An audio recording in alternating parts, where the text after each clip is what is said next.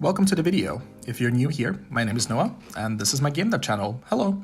Before I start this video, I just want to give some general information on things that have changed when it comes to my process and the creative side of things. I took a few weeks off of social media because I really wanted to just enjoy making this game and not worry about making things appear as presentable as possible. I took these weeks to work on some core concepts and mechanics and test out different things so that I know for sure which direction I want to take the game in. This is hopefully going to result in a clearer picture of what I'm doing, which means better videos for you and less stress for me.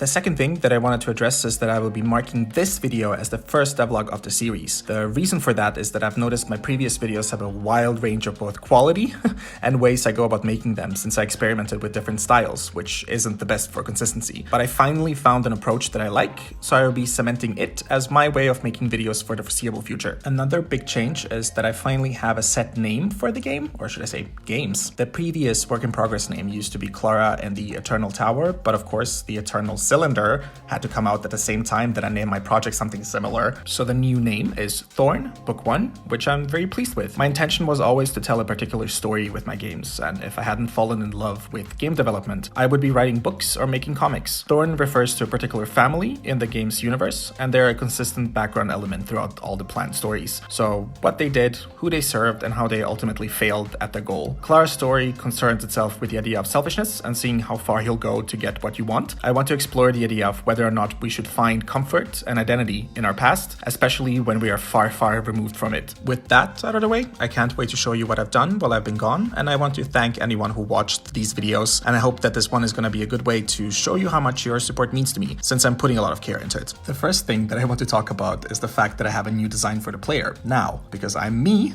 I have already scrapped this design and started working on something more lively. This design is the first ever way I drew Clara years ago, and I wanted to go back to basics and kind of draw something I know. Then I messed with the colors a little bit and found a really nice palette made of beige and dark blue that goes really well with Clara's rose-colored powers. I'm not talking about the flower, by the way, I'm talking about the color between magenta and red. Colors are very important to the story, okay? I also ended up removing her mask as the reason for her wearing it wasn't as important, and I wanted to animate her face. As far as animations with the new model, I've done idle, running and jumping, which looks really bad. Please forgive me, I will be fixing it soon. And I've tried to do like a rig and then animate it because I thought it would be easier, but the bugs just weren't worth it. Also, since I'm using pixel art, they get these weird jagged lines on the edge and just no. Now the UI, as you can see, I got this thing going on over here. Never mind the button, that's just for testing. I watched a bunch of videos of people's games and I found that my ideas were almost identical to some people's. If you're watching this and you remember me leaving a comment under your video, hello.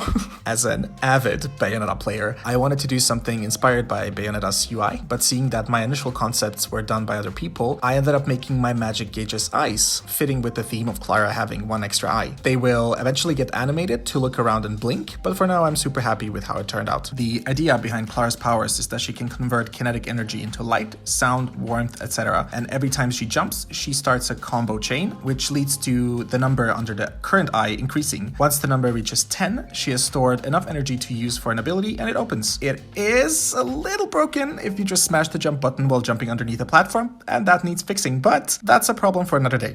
When all 7 eyes are open, the big eye is gonna open and you'll be able to activate a special OP ability like invincibility or super big jumps, which will deplete all your stored energy. I spent a lot of time working on the jump and making it feel good. It has had hang time since the beginning, as well as a jump buffer to make it feel more responsive. And what I added was the ability to make small and big jumps depending on how long you hold the jump button. And something that just gave me a heck yeah, that's it kind of moment was vertical velocity returning to 0 once you release the button mid-air. This just gave me a feeling of control that I really like, and I'm super happy with it. That being said, I redid my character controller 5 times because I'm cursed and because I wanted to really understand every bit of it and have as much control as possible, which was painful, but kind of worth it.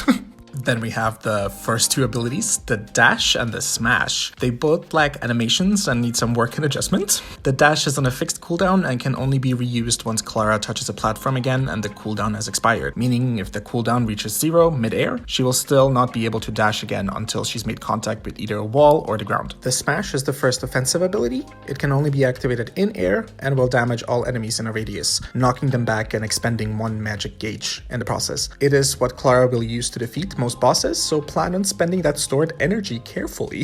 The last part is the platforms, the environment, and the actual gameplay. One of my friends commented that they look like brains, but they're supposed to be made out of crystal, okay? I've made a particle system so that it seems like they glisten. These are found in the prologue area.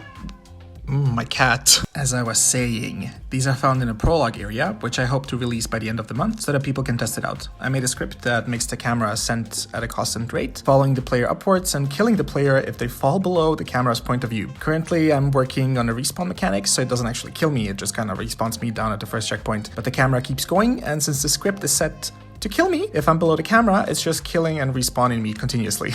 I will eventually add checkpoints based on reached height, but this week I'm going to focus on writing dialogue boxes for some more assets for the environment. Keep in mind that the camera isn't always ascending, and the game is divided into exploration mode, which is kind of your standard platformer with lore and collectibles and NPCs and stuff, and this ascending mode, which will serve as a mix of a platformer and a bullet hell game. So yeah, ambitious. Wish me luck.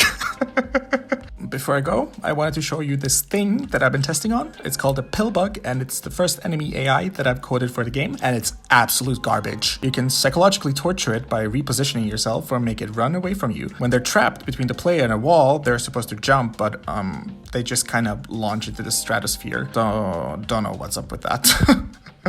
Anyways, I hope you enjoyed this week's video. I'm changing my upload schedule to be a new video every 2 weeks to give myself a realistic goal, allow myself to work on the game and really enjoy it, and to not burn myself out. Thank you for watching, and see you next time.